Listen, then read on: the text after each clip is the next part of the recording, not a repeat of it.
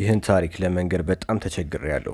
የሰው ልጅ ጭካኔ ከገደቡ ሲያልፍ ምን እንደሚመስል የሚያሳይ እስካሁን ካነሷቸው ወንጀሎች ሁሉ እጅግ አሰቃቂው ነው። እንኳን ወደ እውነት ሚዲያ በደህና መጡ።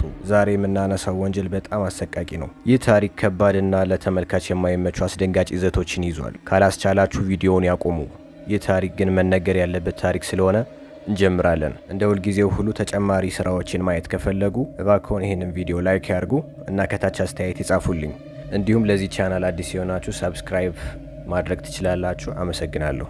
ክርስቲና አርማል እና ባለቤቷ የኔል አርማል በብራዚል በካማሪ ከተማ ውስጥ ጸጥ ያለ መካከለኛ ኑሮ የሚኖሩ ተራ ባልና ሚስት ነበሩ። በገንዘብ ደህና እንደሆኑ ይገመታል። የጽዳት ሰራተኛም ቀጥረው ነበር። በ2017 መጨረሻ አካባቢ ክርስቲና በተፈጠረባት አደጋ ምክንያት ከ225,000 ጋር እኩል የሆነ ከፍተኛ ካሳ ተቀበለች። መጠኑ የሌሎችን ትኩረት ለመሳብ በቂ ነበር። አንድ ጊዜ በባልና ሚስቱ የጽዳት ሰራተኛና በልጅ ልጇ መካከል ስለ ክርስቲና ካሳ የተደረገ ንጹህ ውይይት ከባድ ስህተት መሆኑ ተረጋገጠ።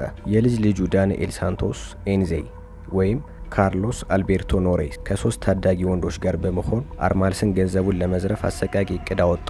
ለጥቃታቸው ለማዘጋጀት የባልና ሚስቱን የዕለት ተዕለት እንቅስቃሴ ለረጅም ጊዜ ተከታትለዋል። ጥር 7 ቀን በ2018 ጥቃት ሰነዘሩ። የአምስቱ ቡድን ወደ ቤት ገብተው ባልና ሚስቱን አስረው ደብድበው ወደ ጓሮ ጎተቷቸው። ቡድኑ እሴት ያለውን ሁሉ እየወሰደ ቤቱን ሲፈትሽ ከፍተኛ የሆነው የካሳ ገንዘብ ማግኘት አልቻለም። በብስጭት ተውጠውም ገንዘቡን የተደበቁበትን ቦታ እንዲነግሯቸው ጠየቁ። ባልና ሚስቱ ገንዘቡ የለንም ብለው አጥብቀው ቢናገሩም ቡድኑ ግን አልተቀበለም። ከዚያ በኋላ ለ24 ሰዓት የዘለቀ አስፈሪ ስቃይ ተጀመረ። ቡድኑ የሌላቸውን ነገር እንዲሰጡ ለማስገደድ የማያቋርጥ ድብደባ ፈጸመ። ኔልና ክርስቲና በከፍተኛ ሁኔታ ተደበደቡ። አንዱ የሌላኛው ስቃይ ለመመልከት ተገደዱ። አሁንም ገንዘቡን አናውቅም አሉ። ከዚያም ቅዠቱ ይበልጥ ጨለመ። አጥቂዎቹ ክርስቲናን በግድ ደፈሯት። የኔል ደግሞ ሊያቆሙ ባለመቻሉ ተደበደበና ስቃይዋን እንዲመለከት ተገደደ። ይህ ሁሉ አስፈሪ ጥሰት ቢሆንም ስለ ገንዘቡ አሁንም መልስ አልተገኘም። ጭካኔው ተባብሶ ተስፋ አስቆራጭ ሆነ። ክርስቲና በሕይወት እያለች ክንዷ ከሰውነቷ ተቀደደ። ከዚያም በአሰቃቂ ድርጊት ከወንጀለኞቹ አንዱ የክርስቲናን ክንድ ክፍሎች በተስፋ ቢስ ባልና ሚስት ፊት መብላት እንደጀመረ ተዘገበ። ቅዠቱ እየተባባሰ ቀጠለ። የክርስቲናን አካል በቢላ በመክፈት የማህፀን ቱቦዎቿን በሕይወት እያለች ቆርጠው አስወገዱ።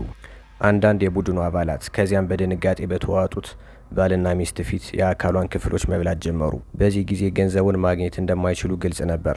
ይህን ሁሉ ስቃይ መቋቋማቸው እውነቱን እየተናገሩ መሆኑን ያሳያል። የቡድኑ አባላትም ገንዘቡን ማግኘት ሲያቅታቸው ክርስቲናን በባሏ በዮኔል ፊት ሰቅለው አንገቷን ቆረጡ። ከዚያም ጭካኔውን ወደ ዮኔል አዞሩ።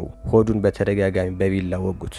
ከጀርባው የስጋ ቁርጥራጮችን ቆርጠው ደበደቡት። ገንዘቡን እንደማያገኙ ሲረዱ እሱንም ሰቀሉት። ከዚያም በባልና ሚስቱ ግቢ ውስጥ ጥልቀት የሌለው ጉድጓድ ቆፍረው አስክሬኖቹን ጣሉ። በመጨረሻም በእሳት አቃጥለው ቀበሯቸው። የተፈጸመው ጭካኔ እጅግ በጣም አስደንጋጭ ነው። ከ2 ቀን በኋላ ጎረቤቶች ፖሊስን ሲያሳውቁ ወንጀለኞቹ ተያዙ። የአርማልስ የሆኑ መሳሪያዎችም ተገኙ። በምርመራ ወቅት ታዳጊዎቹ የቡድኑን አሰቃቂ ድርጊቶች አጋለጡ።